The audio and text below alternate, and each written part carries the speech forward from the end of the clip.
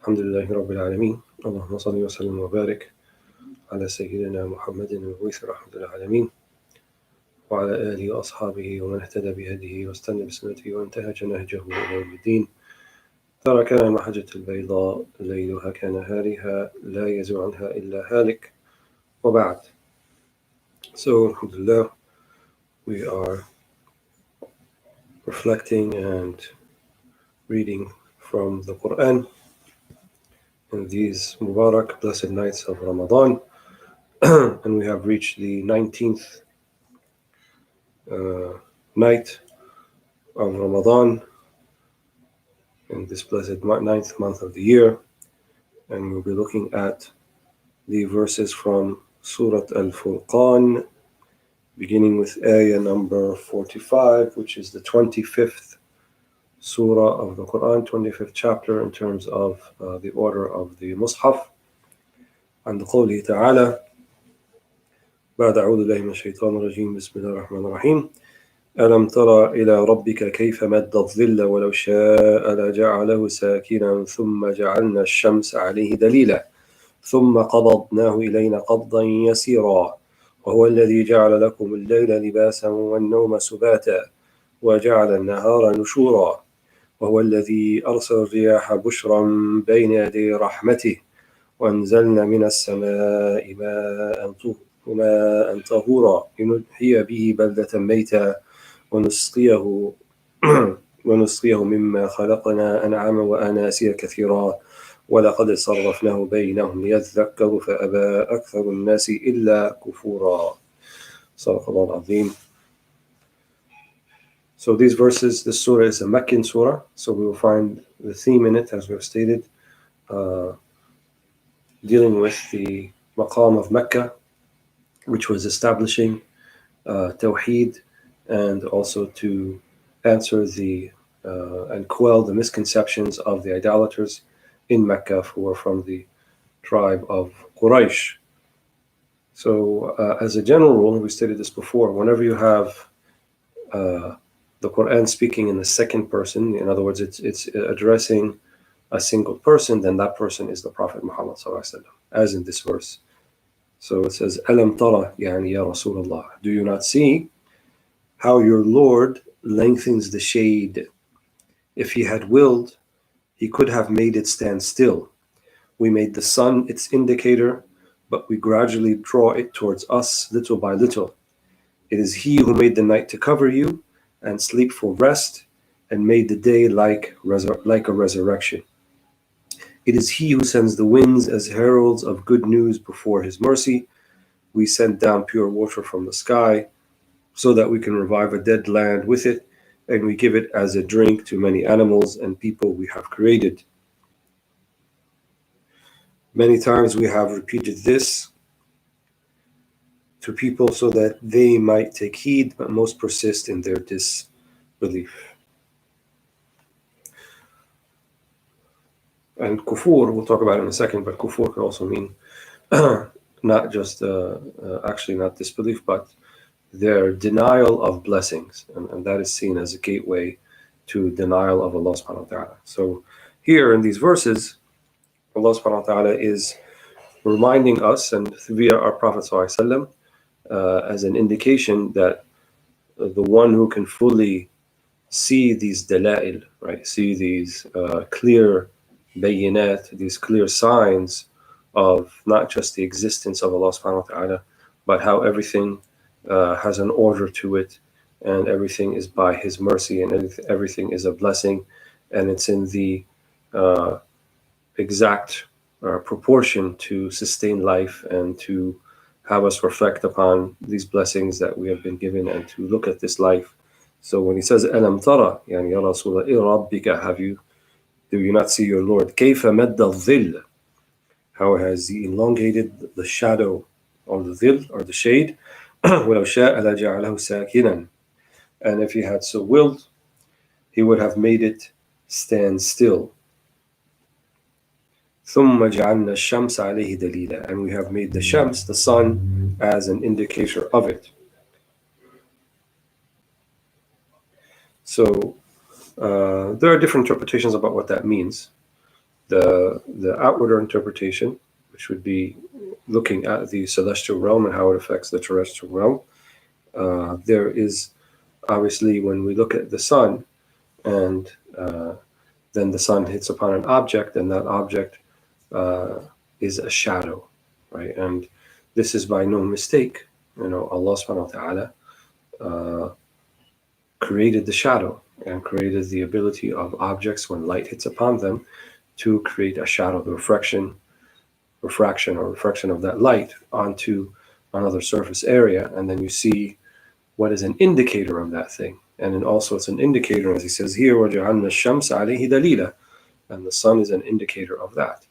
And so Ibn Juz'ay, I believe as quoted by Ibn Ajiba, says that the time from twilight in the early morning, so right before the sun rises, we see light all over the place, but we don't actually quite see the sun yet till it fully rises from the horizon. And so there is kind of a shadow over everything. Things can be seen. You can distinguish between colors and black and white, but it's kind of what they say twilight, so like a shadow time. And similar thing right after Maghrib, right after the sun sets. The sun is not apparent, you can't see it, but you see the elongated shadow. Madd al-dhil, Allah subhanahu wa ta'ala elongated the shadow. وَجَعَلْنَا الشَّمْسَ عَلَيْهِ دَلِيلًا. So you can't see the sun, but you know the sun is there by the shadow. ثُمَّ قَبَضْنَاهُ إِلَيْنَا قَبْضًا يَسِيرًا. But then we gradually draw it towards us, little by little.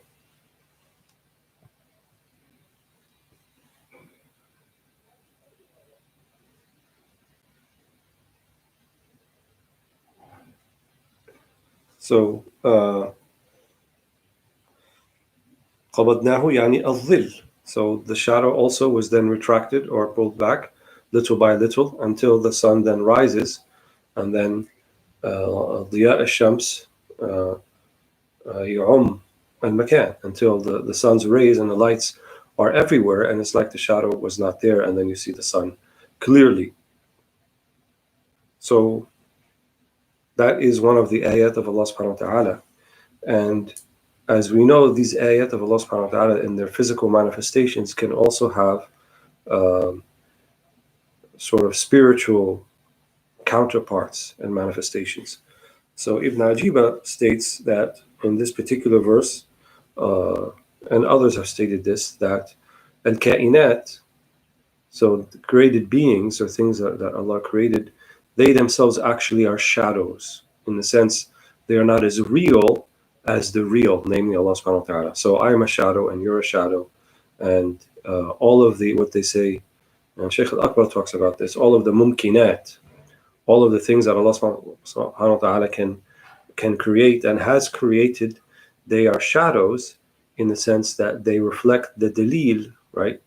Or they reflect al-mudilla alayhi, namely Allah subhanahu wa ta'ala. So we are adilla. We are just like the shadows here indicate the sun, then the shadow of creation, as it were, indicates the true sun, which is the manifestations of Allah's beautiful names and attributes. So I am nothing except a makhluq. So the makhluq yadullu ala al-khaliq. I am nothing except the creation of God, in that sense, like a shadow. And then that khalq, that creation, indicates that there is a creator, namely al-khaliq, Allah subhanahu wa ta'ala. Insan marzuq, someone who has a rizq, whose life is not just been, there's not just the creation, the initial creation, but there's a sustained creation, a sustained existence. هذا رزق, right? أو هذا إحياء. So somebody is hayy, that means there has to be muhyi, someone who gave him life. Someone passes away, that he is mayyit. Someone has to give him death, al-mumit. Someone is raised, someone is lowered, al-mu'izz, al-mudhil, al-basit, al-qabit. Something is outstretched, something is constricted. So all of these then are like the shadows, is mentioned in this verse, and the dalil, right, that indicates that we're the dalil in that sense. We know that something is there, namely Allah subhanahu wa ta'ala, like the sun, or the rays of the sun tell us that the shadow is there. وهو الذي جعل لكم الليل لباسا والنوم سباتا وجعل النهار نشورا. And he is the one who sends, he is who has made the night to cover you and sleep for rest, and made the day like a resurrection. And nushur and nashr, and nushura means things are raised once again. Again, this is not a random thing. It's not just some sort of luck of the draw, some silly multiverse theory that there are exponential and unnumbered known of universes that all failed, and we happen to be that one that failed. So we got the luck of the draw by a random showing. And this is what the atheists say, the new atheists of today. They say that,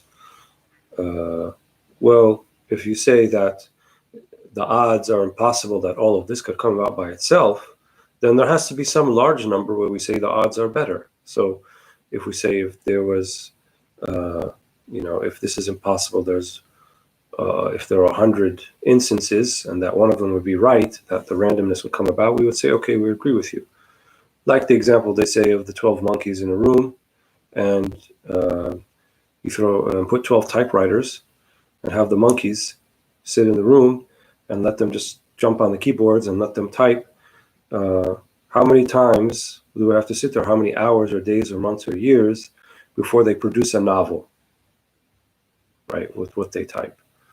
So the new atheist will say, well, okay, maybe not a million times or not in a billion times, but there has to be some big number where it's possible it might happen. And so that big number that is many, many more times than a billion, maybe even a billion, perhaps there'll be the one time that it's right. And so similarly, the universe as it is now somehow came about out of this very high exponential, x to the billionth or something like that, and it came about. And this is the nonsensical argument that they put forth.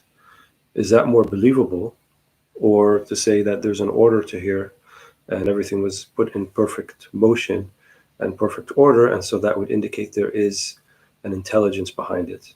There is a being who put these things into existence and made them the way they are, and we know that this is completely outside of the ability and capability and power and knowledge of anything that we have been exposed to in terms of human beings or otherwise. And then, of course, there's the alien theory as well, that aliens put us here and they created all of this. But then we have to ask, well, who made the aliens who were able to, make our solar system and the sun and the planets, and what type of technology they have to do this? And so we're supposed to take that as certainty and believe in that. And it seems to me you need a larger leap of faith to believe in that nonsense than to believe that which is clear and that which has been accepted as certainty and truth by all of humanity, except prior to the past maybe 75 or 100 years when this atheism started taking hold. Because even the mushrikeen, even the Quraysh in these verses that are idolaters, they believed in Allah. And if you ask them who created the heavens and the earth, they say God. This is a verse in the Quran. Except their issue was they were mushrikeen. They associated partners with Allah subhanahu wa ta'ala. And so, as we said, the Quran exhorts us and encourages us to look at the two books, the book of creation and the ayat. So the ayat between the lines, which means signs, point us also to how to look and how to observe the signs within the book of creation. هو الذي جعل لكم الليل لباسا. Even look at the Quranic imagery. He is the one who made the night for you a libas, to cover you. So libas is also what you wear. That means libas, and it means to cover. So that means the night is for peace and tranquility and sukoon and rest and so forth. And Allah subhanahu wa ta'ala made it devoid of light in order that one may find rest. وَجَعَلَ وَالنَّوْمَ سُبَاتًا, right? And the nom subat, which means rest. Subat al-masbut sometimes could also mean al-mutawaffa, the one who is dead. So sleep is seen as kind of the lesser death, the one that we can be resurrected from when we arise from. So waking up from sleep is kind of the lesser resurrection. And so that's what Allah subhanahu wa ta'ala calls it. وَجَعَلْنَا النَّهَارَ نُشُورًا, a resurrection. So much in the same way when we are in the darkness of our graves, and then Allah subhanahu wa ta'ala will resurrect us and bring us out of that sleep. This is no different from Him than putting us to sleep on a nightly basis and then allowing us to wake up in the morning, and the day is like the nushur, it's like the new day or the new resurrection. وهو الذي أرسل الرياح بشرا بين يدي رحمته وأنزلنا من السماء ماء طهورا. He is the one who sends the winds as heralds of good news. So in the qira'ah of Hafs, it's bushra, and in the other qira'ah, the other qurra, nashra. So it's either the recitation is هو الذي أرسل الرياح نشرا بين يدي رحمته أو بشرا بين يدي رحمته وأنزلنا من السماء ماء طهورا. So in the qira'at Hafs and Asim, which most people are familiar with, so the bushra or the bishara means of the heralding of good news, and it was seen the riyah just as a general point in the Quran. Sometimes we see the word riyah as plural and sometimes as riyah as singular. And the general principle is when it's in its plural form, winds, it means riyah al-rahmah. And when it's in its singular form, riyah al-adhab. Right? Rihan sarsaran. Qawm Aad. The hurricane-like winds that destroy them. Amma riyah, most of the time, there's some exceptions, but most of the time, the riyah al-rahmah. So the gentle winds, the gentle breezes that play a role in pollination of trees and of plants and bring the gentle rain. So the riyah then here in this sense is seen as riyah, or the winds of here bushra or nashra. So either the ones that give the extended winds so that it takes the rains where it's supposed to go, or bushra meaning that it is the rains that herald of good news also because it brings the rains. So similar meanings. Bayni yaday rahmati, before His mercy. وَأَنزَلْنَا مِنَ السَّمَاءِ مَاءً طَهُورًا, and we have sent down pure water from the sky. So al-ma' tahur also means that water that is not just pure but also purifying. And we know from the books of fiqh that rainwater is considered to be ma' mutlaq. So ma' mutlaq, or unqualified water, can be used for wudu and can be used for ghusl and can be used for any of the ritual ablutions. So either the purificatory bath, which is ghusl, or the wudu as well. لنحيي به بلدة ميتة ونسقيه مما خلقنا أنعاما وأناسيا كثيرا. So that we can revive a dead land with it, the rains, when they come down on the land. And we give it as a drink to many animals and people we have created. So similarly, the example of resurrection. So the land, when it becomes parched, and it looks like no life can grow out of it, but then the rains come, and the winds that bring those rains, and it irrigates the land, and maybe even to the point of saturation, and then vegetation comes back once again, as if it was always there, even though if you looked at it beforehand, it seemed like it was never there. So this is also from amongst the mercy of Allah subhanahu wa ta'ala. Yunuhiyya, right? And the word here is yunuhiyya, to give life, so that we may give life to that.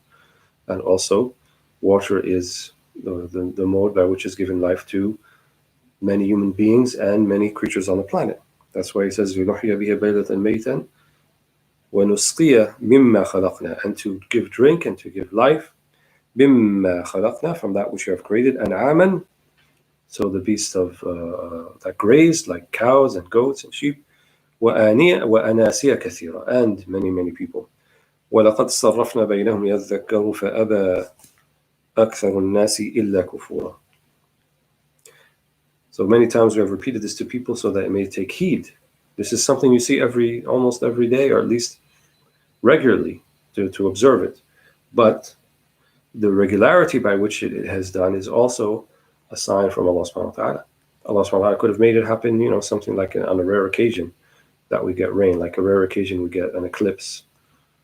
and then he could have managed, the irrigation of the land in many other ways that Allah subhanahu wa ta'ala could have created, underground aquifers or whatever. But Allah subhanahu wa ta'ala made the taqallubat, the changes in season and the changes in daily weather. Some days rain, some days not. Some days sun, some days not. Some days very warm and hot, some days cold and colder. So all of these things are also for us to reflect upon. Inna fi dhalika la ayat. And all of these things are ayat, are signs. So they're not just mabani, they're not just exterior things to just casually be looked at and think nothing of, but there are ma'ani, there are meanings وراء المباني. فأبى أكثر الناس إلا كفورا. والكفور الكفران. So kufran and kufr are very closely related. Kufr is denial of God, and kufran is the denial of blessings.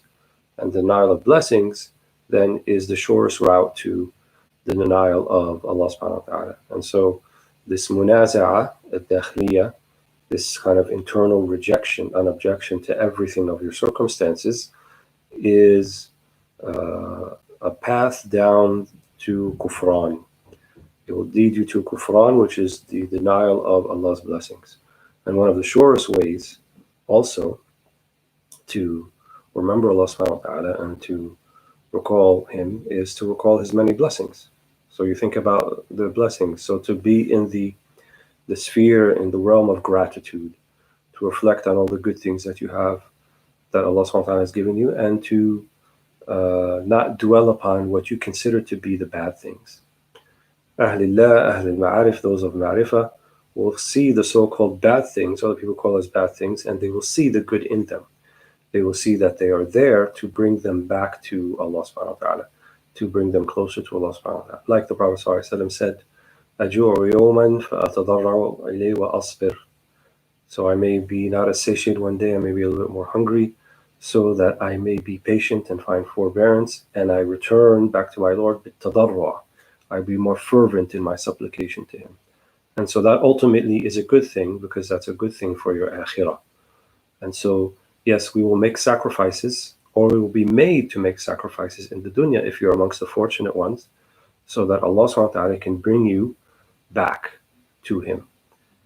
If, however, you are not returning back to Him, but yet your life is fairly easy and no trials, no tribulations, and the more that you turn away from, the more that you get from dunya, then don't take that as a sign that Allah is pleased with you. That's actually quite the opposite. This is what they call istidraj. سَنَسْتَدْرِجُهُم مِّنْ حَيْثُ لَا يَعْلَمُونَ وَأُمْلِي لَهُمْ. We will give them pause from that which they don't know.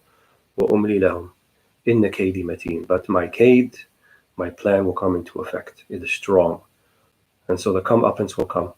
And so it's better to have reminders, even if they are a little bitter at the outset, in this dunya, to take you back to Allah and to the remembrance of the akhirah, than to be given a long pause where none of these reminders are forthcoming, and wa'udhu billah, you're not from the inaya al-khassa, you're not from the special consideration of Allah subhanahu wa ta'ala until you are taken to task. May Allah not make us of those people.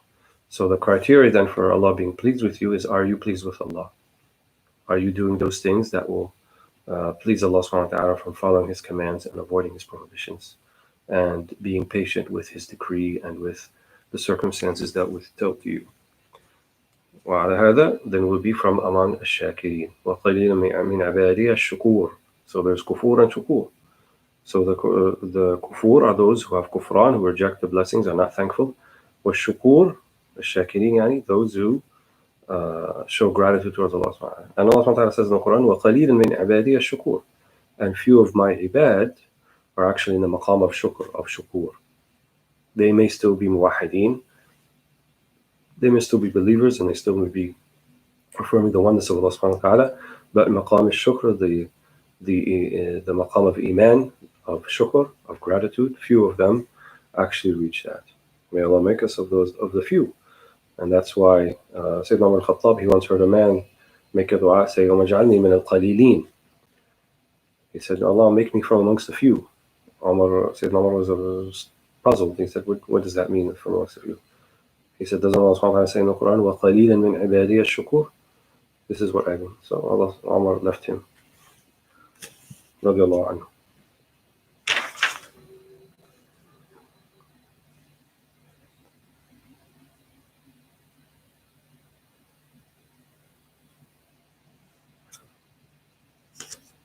So then he says, عز وجل, ولو شئنا لبعثنا في كل قرية نذيرا فلا تطع الكافرين وجاهدهم به جهادا كبيرا. If it had been our will, we would have sent a warner to every town, to every village, to every place. So Muhammad, do not give in to the disbelievers, strive hard against them with this Quran. And this is tashrif, this is honoring our Prophet ﷺ. وَلَوْ شِئْنَا بَعَثْنَا فِي كُلِّ قَرْيَةٍ نَذِيرًا. In other words, we could have made the Prophet Muhammad ﷺ one of many in terms of the Prophet of the end of time. And he could have, Azza wa Jal, sent a Prophet to every place. He could have sent Muhammad ﷺ to the Arabian Peninsula, and he could have sent another Prophet to India, another Prophet to China, another Prophet to Europe and the Byzantine Empire, another Prophet to the Furs, to the Persian Empire, and so forth. وَلَوْ شِئْنَا لَبَعَثْنَا فِي كُلِّ قَرْيَةٍ نَذِيرًا. We could have done that, but we did not. So you hear harf law, harf imtina'. So it means we could have done that, but it's never going to happen, and it didn't happen. So that means that we have made you Nabi Akhir al-Zaman. وَجَعَلْنَا رِسَالَتَكَ صَالِحَةً لِكُلِّ زَمَانٍ وَمَكَانٍ.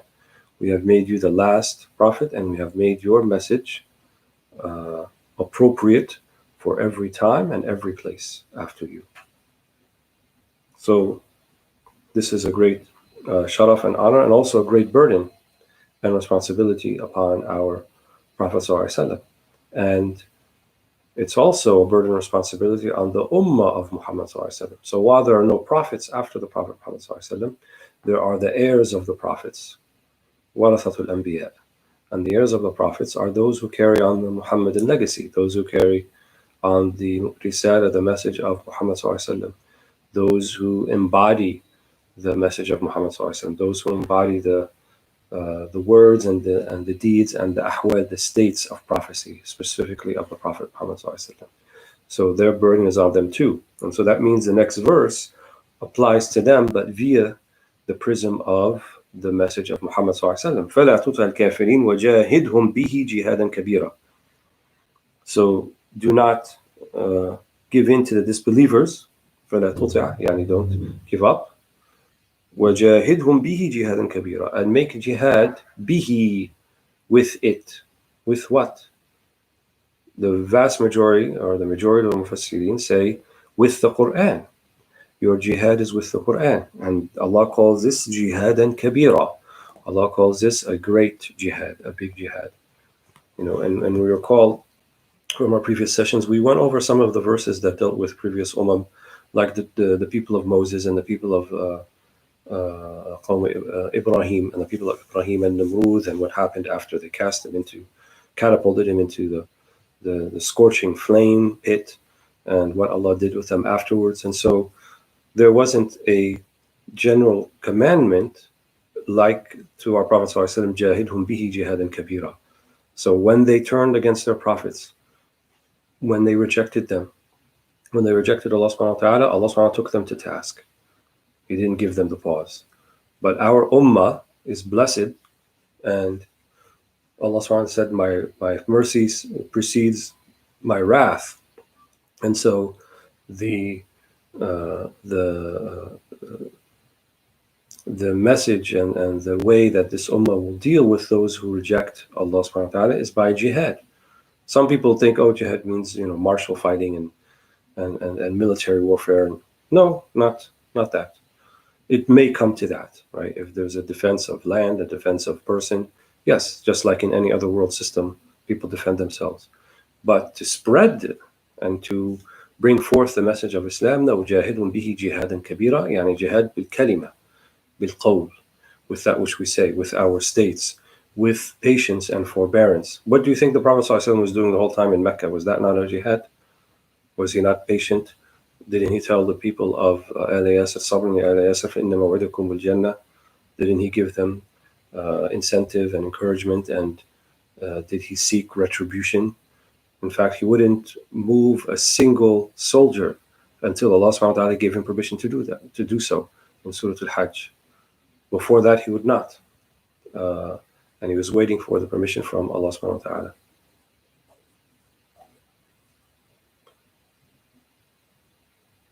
أذن الذين ظلموا أن يقاتلوا الذين آمنوا أن يقاتلوا بأنهم ظلموا إن الله نصرهم لقدير. Before that verse was revealed, retribution or defense or anything like that was not an issue.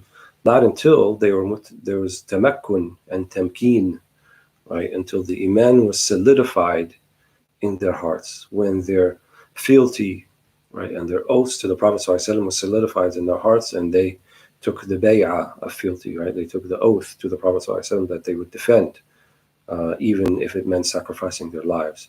This had to be established first. And at the same time, the people who entered into Islam did not enter because of the Prophet ﷺ's military victories. His military victories was to repel aggression. Every single one of them, whether it was Badr or it was Uhud, it was the Quraysh who brought the battle to the Prophet ﷺ.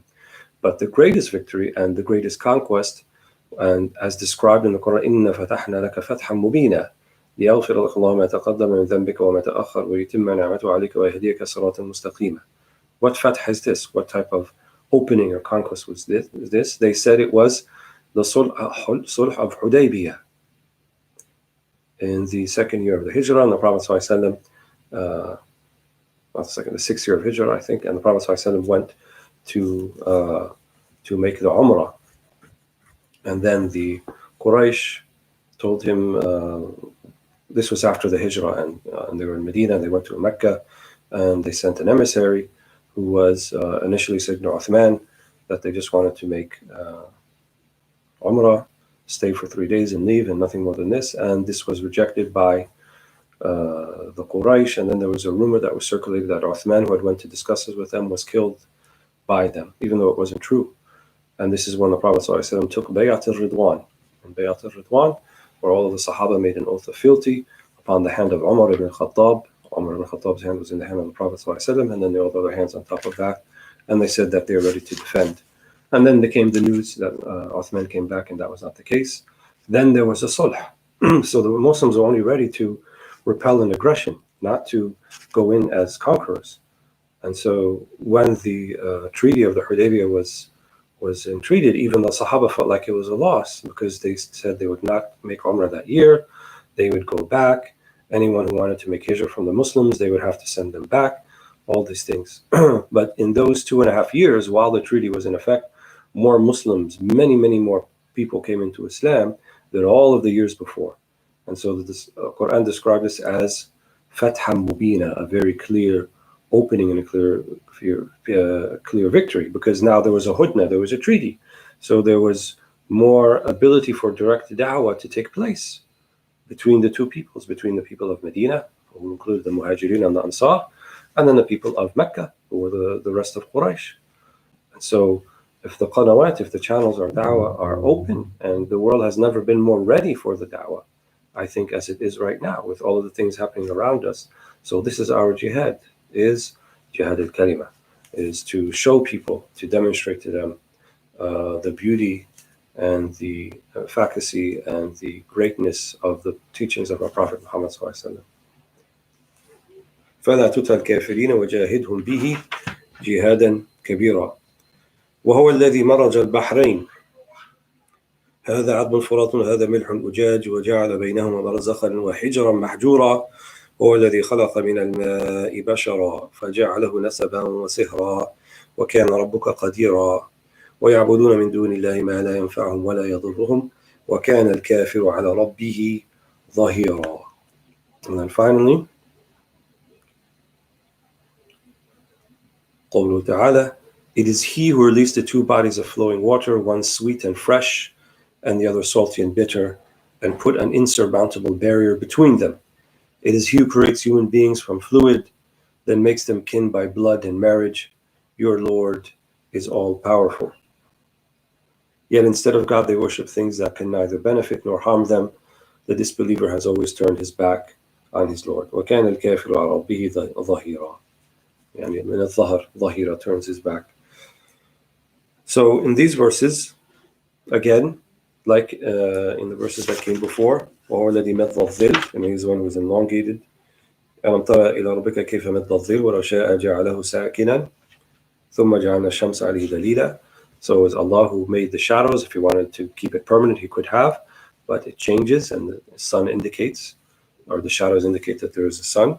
So here, هو الذي مرج البحرين, he brings the two bodies of water, the two seas. هذا عذب فرات. عذب فرات is fresh water, like river water. وهذا ملح أجاج, and salt water, like ocean water or sea water. And so, for example, in Egypt, you have where the Nile meets the Mediterranean, and the Mediterranean is a salty body of water, and the Nile is fresh water. But how does Allah describe them? وَجَعَلَ بَيْنَهُمْ بَرْزَخًا وَحِجْرًا مَحْجُورًا. But there's a barzakh. Right? Barzakh is the same name that we use for the life between the life of this world and then the life of the hereafter of the resurrection. So that's the life of the great, because it's a barzakh, it's an in-between stage. So here there's a barzakh, there is a barrier, وَحِجْرًا مَحْجُورًا. So barzakh means intermediate state, وَالْحِجْرًا مَحْجُور, as M.A.S. Halim has translated, an insurmountable barrier between them. Hijram mahjura. So it is an ism fa'al, and also at the same time maf'ul.